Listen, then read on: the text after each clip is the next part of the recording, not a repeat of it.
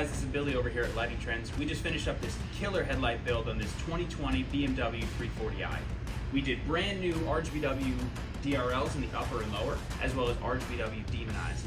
What's unique about this build is it's on a 3-channel controller, so you have the upper and lower and demonized all on separate channels.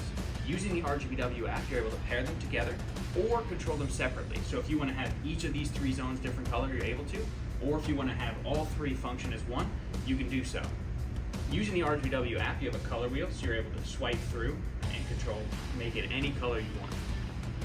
You can also use that OEM white for everyday driving.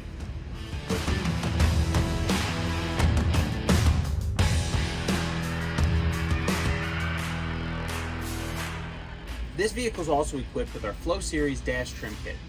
These give you OEM Plus style strips that mount inside the gaps in your console, dash, or doors. What's cool about this is they are also controlled via app on your smartphone.